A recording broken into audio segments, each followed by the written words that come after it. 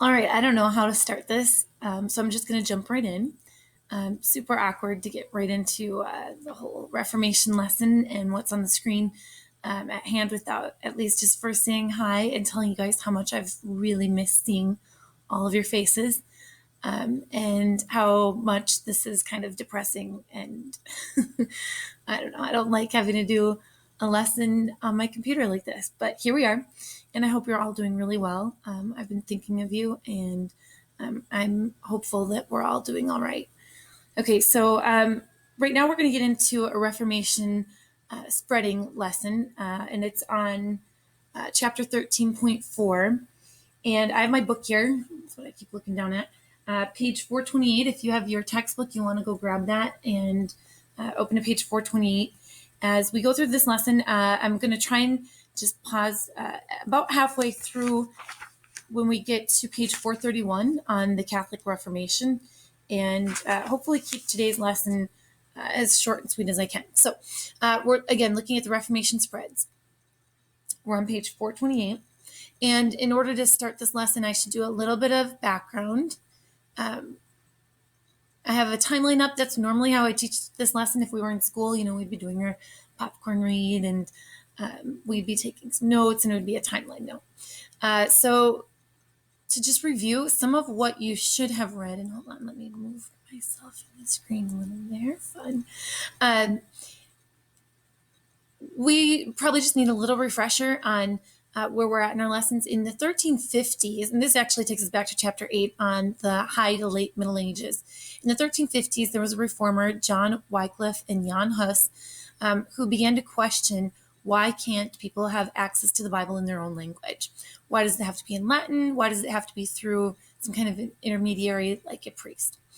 And those two men we talked about had ideas that were very threatening to the church at the time, so they were called heretics. And what happens to heretics in the Middle Ages? Well, they get burned at the stake. Well, you can burn a man, but it's a whole lot harder to burn a man's ideas.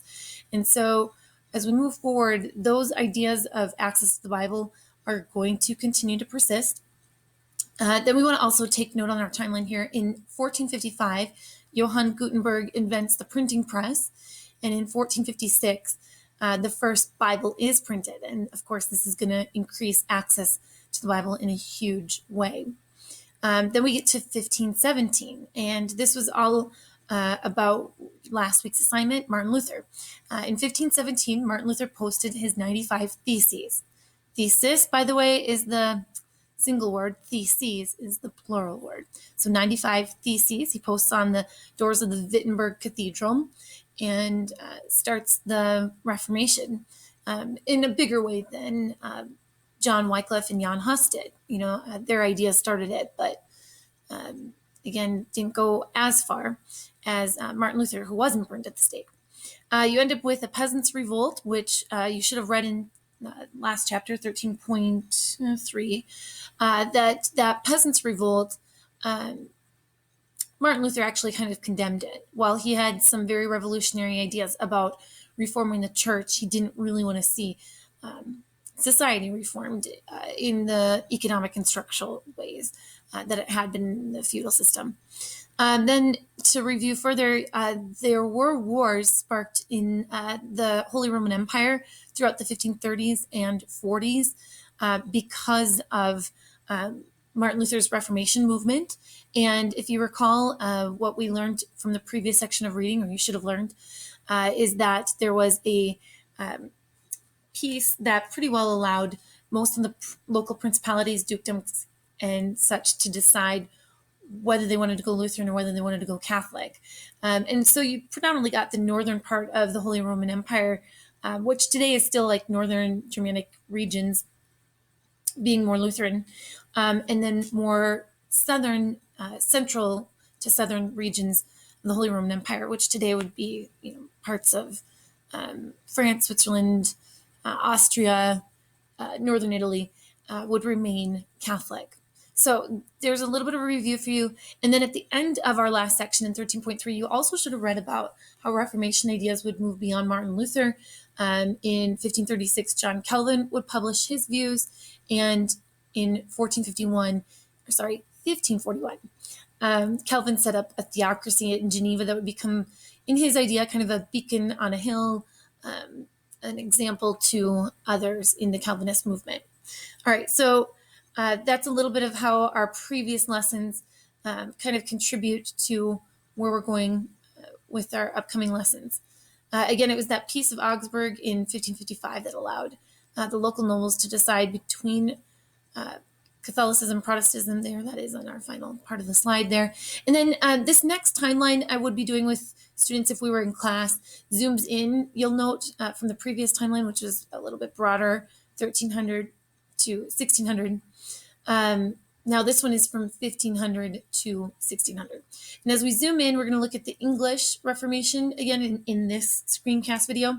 And then I'll think about what I'm going to do for tomorrow if we do another screencast video on the Counter-Reformation. All right. Now, I'm not actually going to make you guys follow along with filling in a timeline. Instead, I just hope that you're paying attention to this video, and then we'll continue to do the completion points on the classwork page with a few questions to show that you did your lesson. So let's get started then with some reading on page 428 for the witness history and introduction. It's always at the top of the page, the littler part. Looking for volunteer reader? Volunteers? Anyone? I'll read. Okay. All right. We're at the witness history. A king speaks out. Henry VIII, the Catholic King of England, was deeply disturbed by Luther's teachings. In 1521, he wrote to the Pope to express his displeasure. We believe that no duty is more incumbent on a Catholic sovereign than to preserve and increase the Catholic faith. So when we learned that the pest of Martin Luther's heresies had appeared in Germany and was raging elsewhere, we bent all our thoughts and energies on uprooting those heresies in every possible way. Just a few years later, Henry would break with the Catholic Church and set England on the path to becoming a Protestant country. All right, this little introduction on Henry VIII is kind of interesting in that it tells us he actually despised Martin Luther and the whole idea of a Protestant or protesting movement apart from the Catholic Church, at least at first, to begin with. And then what we're going to see is a complete turnabout. And in case you don't know why, it would be because, as we're going to read in this upcoming lesson, he would want a divorce. And when the Pope would not grant him one, he's going to say, well, to heck with the Catholic Church, and he is going to create a Protestant movement in a Church of England, at which he will be the head and he will be able to grant himself the divorce he wants. So he does a pretty quick turnabout because he can. He's Henry VIII. This guy, he's got a pretty big ego. We're going to find out. So there's a little introduction for us. Then we get into the next paragraph on the Reformation spreads. And this is where we get some of our next bullet points here. Throughout Europe, Catholic monarchs tried to quell Protestant rebellions. That's, again, going to the reading on page 428. Throughout Europe, Catholic monarchs and the Catholic Church fought back against the Protestant challenge by taking steps to reform the Church and to restore its spiritual leadership of the Christian world. Still, Protestant ideas continued to spread. We know that a big part of that is because of the printing press. Again, a reminder of Martin Luther. His whole movement coincides just shortly after the Gutenberg press invention and the idea of increased access to the Bible. So it will be very hard to quell the Protestant ideas and stop them from spreading. All right, normally I'd ask if there are any questions at this point, but hey, you guys can always email me or post comments below. All right, so we move on to the next red heading, Explosion of Protestant Sects. This is just a little bit of a preface or precursor to the bigger section we're going to really be talking about is the English Reformation and getting back to King Henry VIII. But here we want to talk about an explosion of other Protestant sects. We see on the little map here that, Martin Luther had started the Lutheran movement. You see that on this map in pink. And then Calvinism, we learned about in the previous section, had also started to pop up in places it started in Switzerland. And then you can see on this map here, and let me move the mouse a little, a mix of Calvinism is in purple here, spreading into parts of France, parts of the Benelux countries, which stands for Belgium, Netherlands, Luxembourg, and elsewhere. So To note, though, our book wants to point out here in this next section that there would be an explosion of many more Protestant sects, not just Lutheranism or Calvinism. So I'll continue our reading here. As the Reformation continued, hundreds of new Protestant sects or religious groups that had broken away from an established church sprang up. And that definition is highlighted on the slide here. Many of these followed variations of the teachings of Luther, Calvin, and Zwingli. Some sects, however, had ideas that were even more radical, such as rejecting infant baptism. Infants, they argued, are too young to understand what it means to accept the Christian faith. They became known as Anabaptists. I'm just going to continue right into the next paragraph and the next slide as it continues to tell us a little bit more about Anabaptists. A few Anabaptist sects sought radical social change as well. Some wanted to abolish private property. Others sought to speed up the coming of God's judgment day by violent means. Others sought to, when radical Anabaptists took over the city of Munster in Germany, even Luther advised his supporters to join Catholics in suppressing the threat to traditional order. Most Anabaptists, however, were peaceful.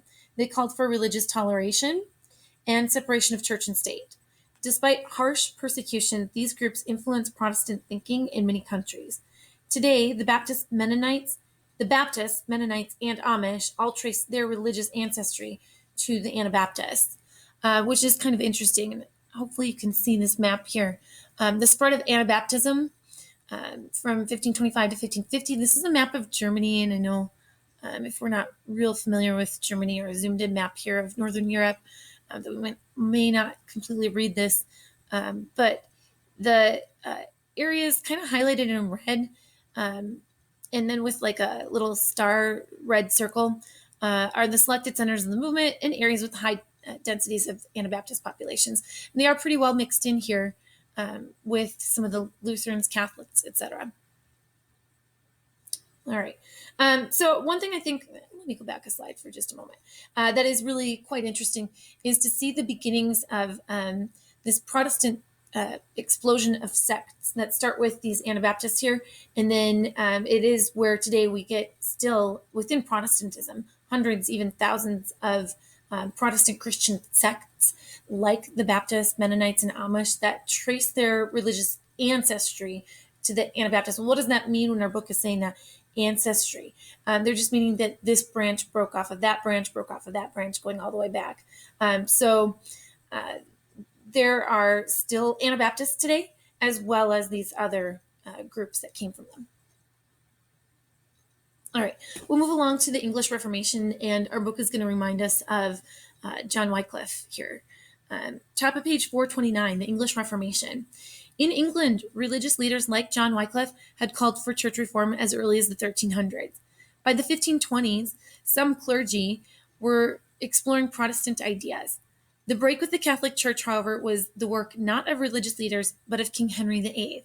So in England, again, John Wycliffe had proposed that the Bible should be translated into English and accessible to all, and was burned at the stake for that kind of thinking.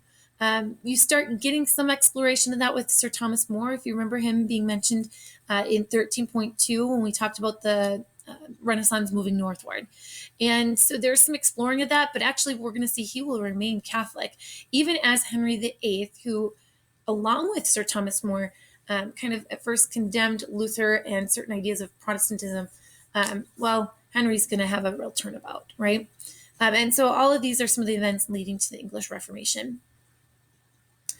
I'm going to guess that for many of you as students looking at some of these names and pictures coming up in our readings on Henry VIII, maybe we know a little bit about his first wife, Catherine of Aragon, or his remarriage to Anne Boleyn, or subsequent wives, there were many, or his daughters, Elizabeth, Mary, etc.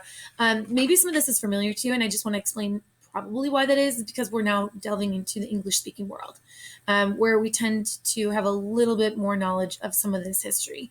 Henry VIII is considered one of the most important kings in all of English history, and his daughter, Elizabeth, would be hugely significant as well, as we're going to see. So this is where hopefully we're treading into some more familiar territory. And while names can kind of bog us down and become overwhelming in world history class, here I hope they're not, because we've already hopefully heard of Henry VIII. So we read about Henry VIII seeks an annulment, and I'll read that section next. We're on page 429.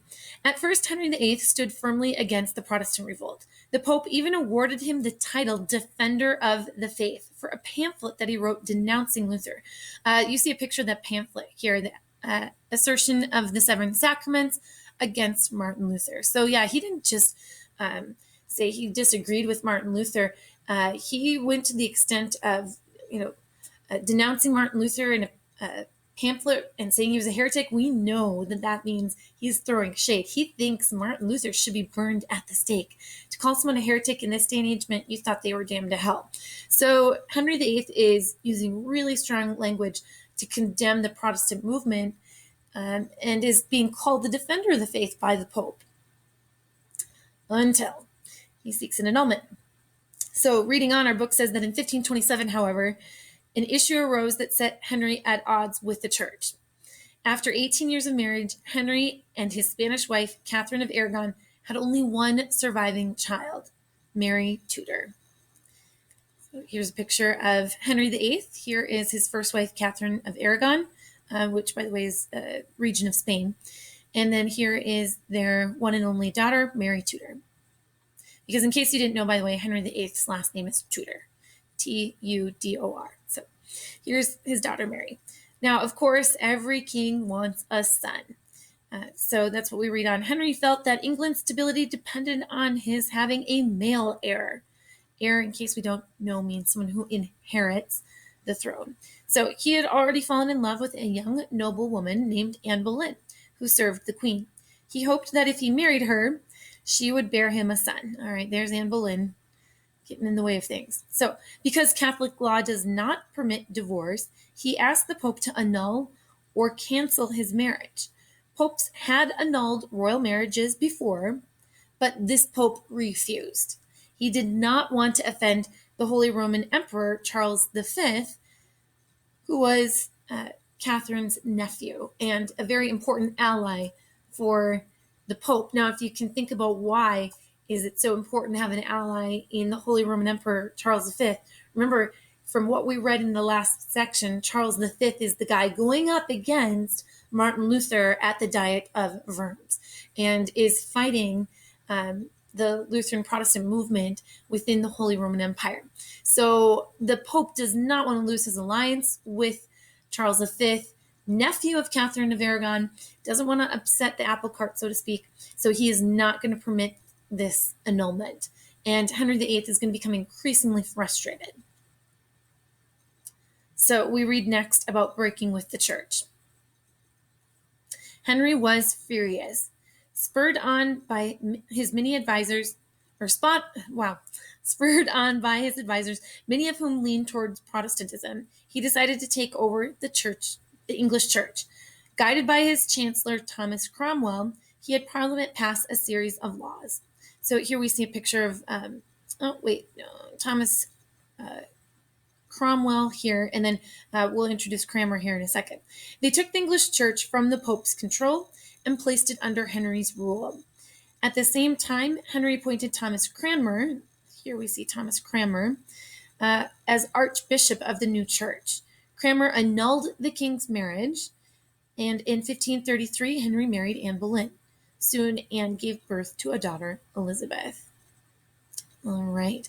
So let me just back up for one moment here to Thomas Cranmer's picture again, and just point out that the Archbishop would become the highest position in the Anglican church hierarchy. Anglican church means Church of England, right? So that's what is being established here as Henry is breaking away from the Catholic Church. He is creating his own English church, Anglican. He is the head of it, figurehead, so to speak, but within the hierarchy and the other kind of chain of command on down through this Church of England, the Archbishop will kind of be at the head of it. And again, that's Thomas Cranmer. All right, so Thomas Cranmer marries Henry VIII to Anne Boleyn. They have a daughter. Oh, what a disappointment. And so Elizabeth, we want to just kind of remember her as we continue on with our reading, so we find out what happens with Henry.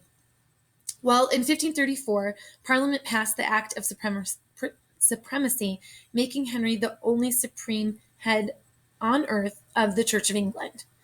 Many loyal Catholics refused to accept the Act of Supremacy and were executed for treason. Among them was the great English humanist Sir Thomas More, who served in Henry's government but tried to resign in protest. More was later canonized or recognized as a saint by the Catholic Church. So you should actually recognize the painting I have here of Thomas More, because again, we talked about him in 13.2 as the Renaissance moved northward. He is that writer, the humanist writer, who wrote about the utopia, the idea of kind of what would a perfect world look like. And while he had some ideas in which he embraced a little bit of Protestant thinking, like access to the Bible in one's own vernacular, he felt that that should still happen within the Catholic Church. So when Henry broke away and creates the Church of England, at which he will be the only head supreme, and everyone is supposed to kind of take this act of supremacy as oath of loyalty to Henry, Sir Thomas More will refuse to do that. For which, even though these two were really close and good friends, Thomas More will be beheaded, because that's what Henry VIII did to people he didn't like, off with their heads. And so later the Catholic Church would canonize Thomas More. I had mentioned this in 13.2 that you'll want to kind of remember this guy, that he was going to come up later in our English Reformation lessons. Well, here he is. So you can imagine that a lot of people who were very devout Catholics were feeling very upset. If you were a very devout Catholic and also a very devout Englishman or nobleman who wanted to keep your allegiance and swear your allegiance to the king, you are now very conflicted. So this would cause a lot of turmoil for Henry VIII. In order to then strengthen his Church of England, because of such turmoil, he's going to enact a few things. And so we read on about what he does to strengthen the Church of England. Between 1536 and 1540, royal officials investigated Catholic convents and monasteries. Claiming that they were centers of immorality, Henry ordered them closed. He then confiscated or seized their lands and wealth. Henry shrewdly granted some of these lands to nobles and other high-ranking citizens. He thus secured their support for the Anglican Church, as the new Church of England was called. Despite these actions, Henry was not a religious radical. He rejected most Protestant doctrines. Aside from breaking away from Rome and allowing the use of the English Bible, he kept most Catholic forms of worship. So at this point, he is just looking how to navigate through this religious tumult. So he wants to order more of the Catholic abbeys, monasteries closed. And in doing so, this is going to create an enormous amount of land and wealth. And now he can reorder that to his nobles. This is something we've seen time and time again in our studies of feudal Europe. And even think of chapter 8, the building up of monarchies and the re-centralizing of power. Often kings will assign title, nobility, and wealth to gain loyal nobles, if I can speak. So that's what he's up to here.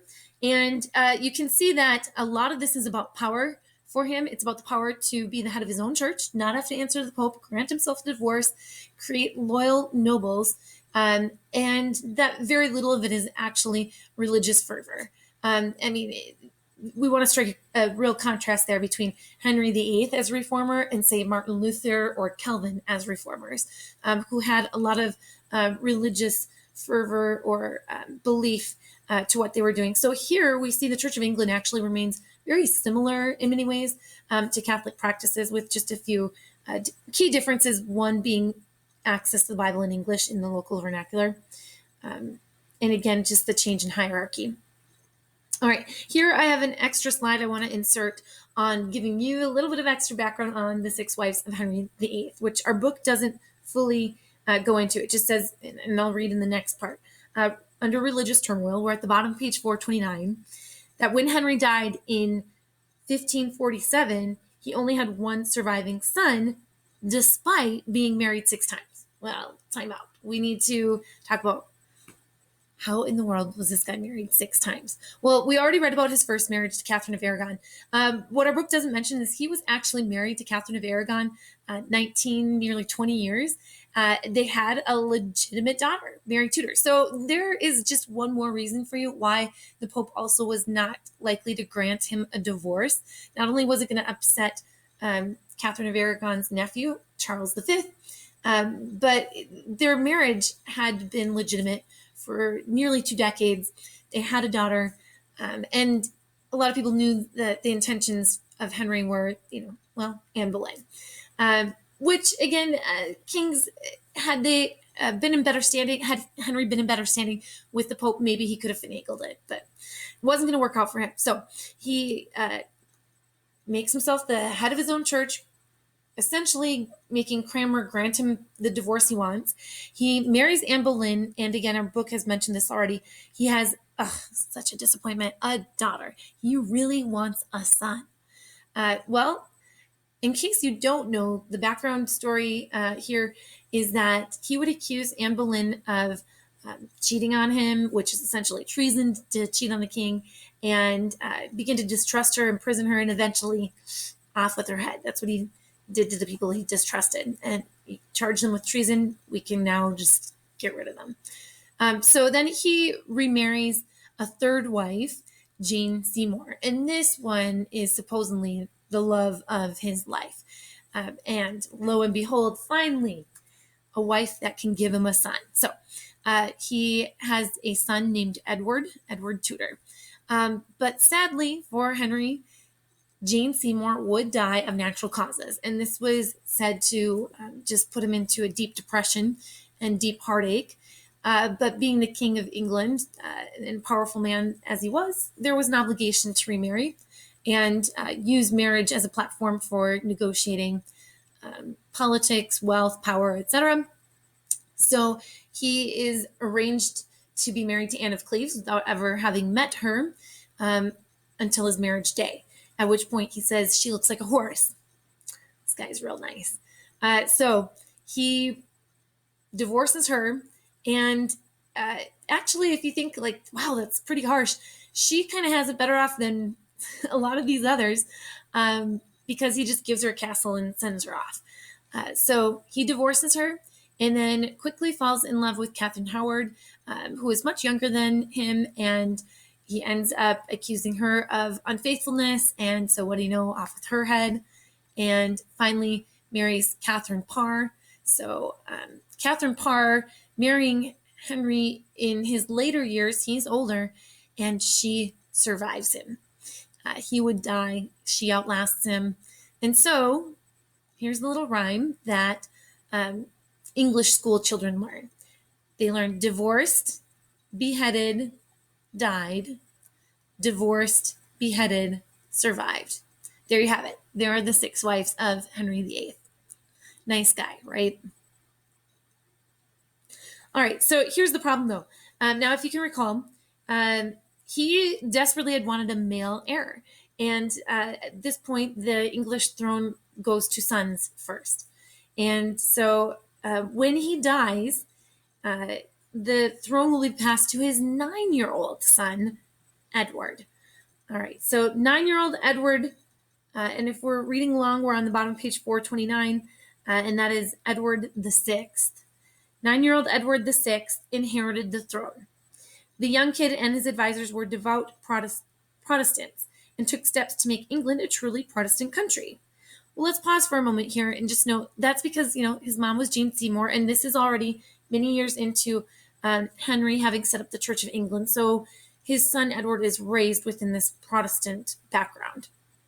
So Edward and his advisors remained devout Protestants. And they take steps to make England a truly Protestant country.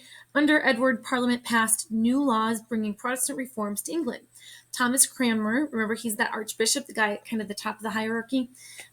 Cranmer drew up the Protestant Book of Common Prayer, which became required reading in all of the country's church services. Though it outlined a moderate form of Protestant service, it sparked uprisings. These uprisings were harshly suppressed.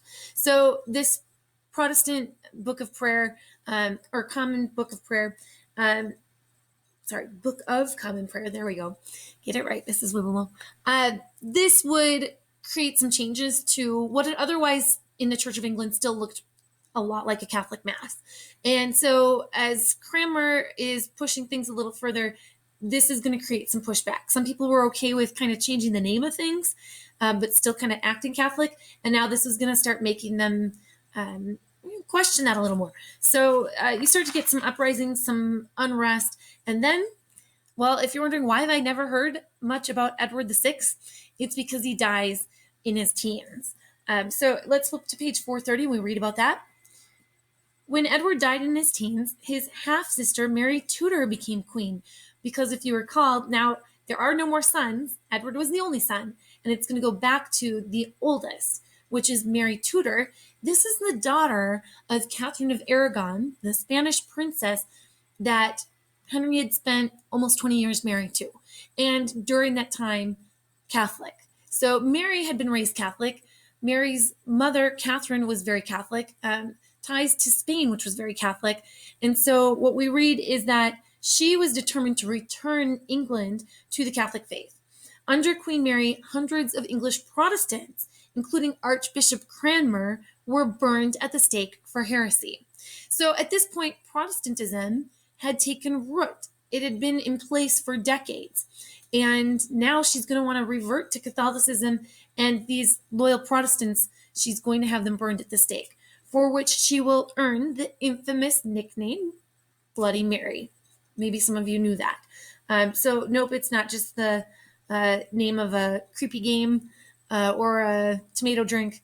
It's referring to this time when Mary would take over the throne after Edward and try to revert England to Catholicism. And it was a very, very bloody period. And again, if you just wanted to throw shade, you called someone a heretic, you'd had them burned at the stake.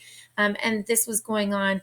And things were really quite terrible under Bloody Mary's reign. So we move forward in our reading to the Elizabethan settlement. And now we're to Queen Elizabeth, Mary's younger sister. And so Mary was not in good health. Our book doesn't talk a whole lot about that. But, she, of course, was, as a queen, trying to bear a child that could be an heir to her throne. And she never was able to do that and died relevant to us, at least relevantly young age. I believe in her 40s. Probably should have double checked, but yeah, I'm in the middle of making a video. So let's just take a look at and note then that on Mary's death in 1558, the throne passed to 25-year-old Elizabeth, the daughter of Henry VIII and Anne Boleyn. Well, time out again here. Let's recall that Elizabeth, the daughter of Anne Boleyn, would be raised Protestant, right? So she's going to want to take what Mary was trying to do, go back to Catholicism, and bring it back to Protestantism. So this is just a messy kind of ping pong back and forth here from Edward to Mary to Elizabeth. And so this is a very tumultuous time in England. And it says, for years, Elizabeth had survived court intrigues. What does that even mean? Intrigue, we've learned this word before. It means that people were out to get her. Her own sister, Mary, had her imprisoned for a time. Her own cousin, and that was more once she came to rule. But the idea of family members out to kind of get one another because of the threat to their rule. So that's intrigue. And she also kind of went through all these religious swings under Edward, under Mary. Our book notes that. And then it goes on to say that as a queen, Elizabeth had to determine the future of the Church of England. Moving cautiously at first, she slowly enforced a series of reforms that over time came to be called the Elizabethan settlement. So this is really important to understand that she comes to power at such a delicate time where there's such religious intolerance and fighting between Catholics and Protestants that she's got to move very cautiously, very carefully, and find whatever middle ground she can. That is what is meant when we use this phrase Elizabethan settlement. Our book goes on to use the word compromise As a vocab term, my word, I hope we already know the word compromise, but there it is. And I'll pick up, we're in the middle of page 430. The Queen's policies were a compromise or acceptable middle ground between Protestant and Catholic practices. The Church of England preserved much Catholic ritual, and it kept the hierarchy of bishops and archbishops. Unlike Henry, the Queen did not call herself supreme head of the church, but she reaffirmed that the monarch was the supreme governor over spiritual matters in England. At the same time, Elizabeth restored a version of the Book of Common Prayer, accepted moderate Protestant doctrine, and allowed English to replace Latin in church services. Her sensible compromises, which satisfied most Catholics and Protestants, largely ended decades of religious turmoil. So again, here are some of the compromises. She preserved much of the Catholic ritual, keeping somewhat of a hierarchy with bishops, and again, the Archbishop of Canterbury would be at the top. Reaffirming that, as the monarch, she's somewhat of the supreme, but she would have to back off a little bit to the extent her father Henry VIII had taken that. Restoring the Book of Common Prayer that her brother Edward and Thomas Cranmer had instituted, because that pleased some of the more extreme Protestants. But she was also looking for the more moderate Protestant doctrine to be combined with some of the Catholic rituals. The idea of services in English rather than Latin had always been pretty important to the Reformation movement from the very beginning, with John Wycliffe, Jan Hus, Martin Luther. So that's not too surprising. And at this point, it would have been hard to track back on that anyways, when the Bible had already been printed in English. So that would continue. And in all of this compromise or Elizabethan settlement, she would end decades of religious turmoil. From a reign of her sister being called bloody, the Elizabethan period is known as the Golden Age. It coincides with a flourishing of knowledge that's arriving from Italy called the Renaissance, right? And peaks with Shakespeare. So she would really do a pretty good job. And I just love that she's so remarkable for the excellent job she did as a ruler, but of course also for being a female leader in a time when that was almost unheard of. Typically, if you had a female queen on the throne, there was some kind of a title of consort, or the idea that there was a husband and that there was someone co-ruling. And she refused. And let's read the next paragraph about all of her skills, and I'll talk just a little bit more about Elizabeth. We're at the bottom of page 430. During a long reign, Elizabeth used all her skills to restore unity to England. Even while keeping many Catholic traditions, she made England a firmly Protestant nation. After her death, England faced new religious storms, but it escaped the endless religious wars that had tore France and many other European states apart during the 1500s. So again, she would have a really long rule known as this Golden Age. And while keeping enough Catholic traditions to appease those who were more loyal and Catholic, she also is going to affirm England as Protestant. And that will be so important as we move forward in our subsequent lessons on world history, to see that England's position as a Protestant nation and then its geographical position as an island always set it apart. And then what we'll also see is that during the Elizabethan reign, the beginning of the colonies start, and we're also going to talk about the defeat of the Spanish Armada eventually, all of which helped to build England up.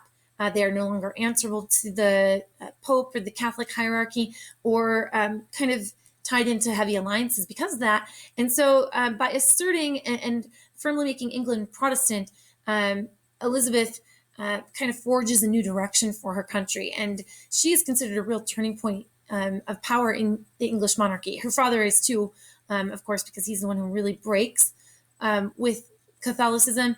But it's Elizabeth who steadies that break. So she is given quite a bit of credit as well. After her death, England would face new religious storms with Protestant sects branching off of the Church of England, like the Pilgrims and the Quakers and such, but we'll get to that later in our lessons. Let's see.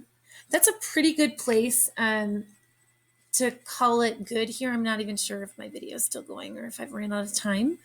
Hopefully we're still there. One last thing, if I do have a few moments, I love this portraiture of Elizabeth, and it's a bit flat for a Renaissance painting, right? But there's so much symbolism in it. She's got these rich robes on, rich jewels, ribbons, but her hand is on a round globe because, it's after 1492, Columbus sails the ocean blue, and the New World, and a colony that's been named for her, Virginia. She was known as the Virgin Queen because she refused to marry, and that was always this strategic move on her part in trying to maintain power on her own throne and not get caught up in a web of alliances that marriage might kind of pull her into. And so Virginia, named for the Virgin Queen, she's got her hand on the globe. In the background, there's a window behind her of the defeat of the Spanish Armada. That's something we'll have to talk about in upcoming lessons. A really significant event in English history, in all of world history, especially Western world history. So we'll get to more on that later. But a pretty cool portrait of Queen Elizabeth. We'll call it good there on our lessons for today. I hope you are all doing well. Take care.